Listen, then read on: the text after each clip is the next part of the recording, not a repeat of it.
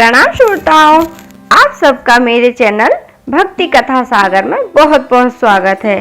भक्तों, इस वीडियो में हम आपको जानकारी देंगे दुर्गा अष्टमी कब है, दुर्गा अष्टमी का शुभ मुहूर्त क्या है, दुर्गा अष्टमी का व्रत कब रखना है, दुर्गा महानवमी कब है, दुर्गा महानवमी का शुभ मुहूर्त क्या है, व्रत कब रखना है, कन्या पूजन कब करना है, कैसे करना है और कन्या पूजन की विधि क्या है, दुर्गा अष्टमी पूजा विधि क्या है, दुर्गा महानवमी पूजा विधि क्या है, इस तरह की संपूर्ण जानकारी देंगे। बताओ, इस बार अष्टमी तिथि 25 मार्च बुधवार को 1:50 पर शुरू हो रही है और अष्टमी तिथि का समापन 26 मार्च दिन गुरुवार को सुबह 11:49 पर समाप्त हो रही है। लेकिन अगर सूर्योदय के अनुसार देखा जाए तो अष्टमी तिथि हमें प्रातः काल में सूर्योदय के समय में 26 मार्च को ही प्राप्त हो रही है और इसलिए वैदिक पंचांग के अनुसार इस बार चैत्र नवरात्रि पर अष्टमी तिथि का पालन किया जाएगा 26 मार्च 2026 गुरुवार के दिन। वहीं नवमी तिथि वैसे तो आरंभ हो रही है 26 मार्च गुरुवार को प्रातः 11:48 से और समाप्त हो रही है 27 मार्च को शुक्रवार सुबह 10:06 पर। लेकिन सूर्योदय के अनुसार नवमी तिथि हमें 27 मार्च को ही प्राप्त हो रही है, इसलिए इस बार महानवमी यानी नवमी तिथि का पालन 27 मार्च 2026 शुक्रवार के दिन किया जाएगा। इस बार एक और विशेष और दुर्लभ संयोग भी बन रहा है। 26 मार्च गुरुवार को दुर्गा अष्टमी, संधि पूजा, अन्नपूर्णा अष्टमी और रामनवमी चारों एक दिन ही पड़ रहे हैं और वह इसलिए हो रहा है क्योंकि 26 मार्च को सुबह अष्टमी तिथि व्याप्त है और उसी दिन दोपहर में नवमी तिथि आरंभ हो रही है। इसलिए संधि पूजा का समय हमें प्राप्त हो रहा है सुबह 11:24 से 12:12 के बीच में। यह वह समय है जो 48 मिनट की समय अवधि है। इस समय अवधि में माँ चामुंडा ने चंड और मुंड नामक दैत्यों का वध किया था, इसलिए इस समय में उनकी विशेष पूजा की जाती है। चैत्र नवरात्रि का व्रत तभी पूर्ण माना जाता है जब उनका स्त्रोतकतम विधि अनुसार पारण, उद्यापन और कलश विसर्जन किया जाए। तो चलिए बात करते हैं नवरात्रि व्रत पारण कब और कैसे करना चाहिए। तो इस बार नवरात्रि व्रत का पारण 27 मार्च 2026 शुक्रवार के दिन किया जाएगा। वैदिक ग्रंथ के अनुसार नवरात्रि व्रत प्रतिपदा से नवमी तिथि तक रखा जाता है और नवमी तिथि पूर्ण हो जाए और उसका व्रत का पारण कर लेना चाहिए। तो इस बार नवमी तिथि 27 मार्च को सुबह 10:06 पर समाप्त हो रही है। इस समय के बाद हम चैत्र नवरात्रि व्रत का पारण कर लेंगे। भक्तों, कन्या पूजन के लिए आप 1 वर्ष से लेकर 10 वर्ष तक की कन्या को आमंत्रित कर सकते हैं। कन्या पूजन में 9 कन्याएं आमंत्रित कर सकते हैं।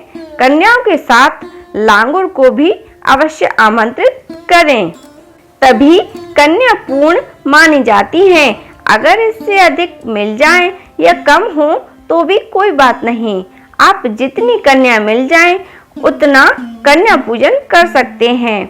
इसके लिए आप शुद्ध सात्विक भोजन बनाएं। माता का मुख्य रूप से जो भोग है वह हलवा, पूरी और काले चने का है, तो यह कन्या पूजन में अवश्य ही बनाएं। सर्वप्रथम कन्याओं को घर बुलाकर उनके चरण धुला दें और वह जल अपने सारे घर में छिड़क दें। उसके बाद उनके चरण पहुंचकर उन्हें भोजन करने के लिए आसन दें, उनका श्रृंगार करें। श्रृंगार में उन्हें रोली का टीका लगाएं, अक्षत लगाएं, पुष्प अर्पित करें और लाल चुनरी भेंट स्वरूप दें और उनकी जरूरत का कोई भी सामान उन्हें भेंट स्वरूप दे सकते हैं। ऋतुफल भी भेंट स्वरूप दे सकते हैं। फिर उन्हें भोजन कराएं। उसके बाद यथाशक्ति दक्षिणा देकर उन कन्याओं का आशीर्वाद जरूर प्राप्त करें। इस तरह नवरात्रि में कन्या करने से माता रानी प्रसन्न होती है। भक्तों, अष्टमी और नवमी की पूजा विधि एक जैसी होती है।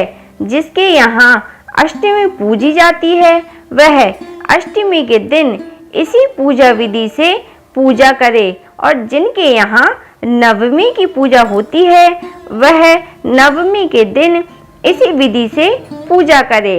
अष्टमी के दिन सर्वप्रथम सुबह ब्रह्म मुहूर्त में उठकर नित्य क्रियाओं से निवृत्त होकर स्नान करके स्वच्छ वस्त्र पहनकर उस स्थान पर आएं जहां माता की चौकी लगी है। सबसे पहले भोग प्रसाद के बर्तन हटाकर उन्हें साफ कर लें। सूखे हुए फूल हटा दें। अग्नि कुंड को साफ कर लें। अग्नि कुंड की राख को इधर उधर ना फेंकें। प्रतिदिन होम करने के बाद जब वह ठंडी हो जाए तो उसे किसी डब्बे में इकट्ठा कर लें, और जब माता का विसर्जन करने जाएं तो उसके साथ जल में प्रवाहित कर दें। माता की चौकी के आसपास साफ सफाई कर लें। ध्यान रखें, माता को और नवग्रह, कलश, जवारे आदि को नहीं हिलाना है। उसके बाद माता का जो भोग लगाया जाता है, हलवा, पूरी, काले चने और जो भी आप बनाना चाहें, वह भोग शुद्ध व सात्विक भोजन बनाकर प्रसाद बनाकर रख लें।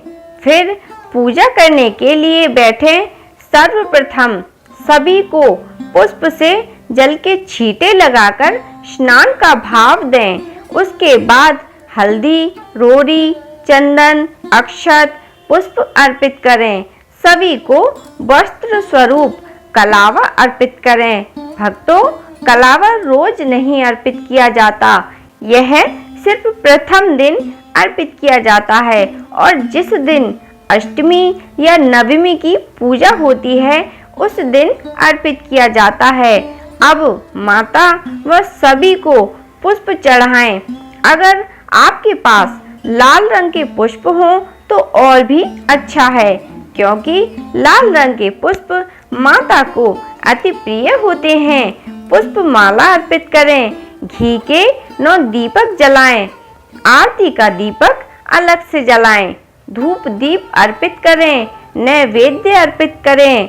आपने जो भी भोग प्रसाद बनाया है वह माता को सभी को अर्पित करें। एक थाली में 9 जगह 9 पूरियां रखें। उसके ऊपर एक एक पान का पत्ता रखकर अपने जो भी बनाया है, लपसी या सूजी का हलवा वह रखें। काले चने रखें। उसके ऊपर लौंग, इलायची, सुपारी रखें। नारियल की गिरी रखें। जो भी ऋतु फल अर्पित किया है वह थोड़ा थोड़ा रखें, और 1 लोटा जल माता के पास भरकर अवश्य रखें। उसके बाद हवन कुंड में अग्नि प्रज्वलित करके होम करें। सर्वप्रथम घी का होम करें। उसके बाद सभी भोग प्रसाद उस हवन में अर्पित करें तथा माता को पुंगी फल अर्थात पान, सुपारी, लौंग, इलायची, बतासा रखकर अर्पित करें। अब होम के चारों तरफ 2 बार जल घुमाकर जल अर्पित करें एवं आरती करें। उसके बाद अगर आपने नवरात्रि में माता को श्रृंगार अर्पित नहीं किया है और दक्षिणा अर्पित नहीं की है तो वह भी आप अष्टमी या नवमी के दिन अर्पित कर दें। और यदि आपने माता को नारियल का भोग नहीं लगाया है तो आप अष्टमी या नवमी के दिन माता को नारियल का भोग प्रसाद अवश्य ही अर्पित करें, क्योंकि यह माता का अति प्रिय प्रसाद है। अब हाथ जोड़कर माता रानी से प्रार्थना करें कि हे माँ, हम आपकी पूजा नहीं जानते, जैसी भी बनी टूटी फूटी सेवा पूजा आपकी की है। अगर कोई भूल हो गई हो तो उसके लिए हम आपसे क्षमा प्रार्थी हैं। कृपया करके आप हमारे ऊपर अपनी कृपा सदैव बनाए रखें बोलो महागौरी महामाया की जय।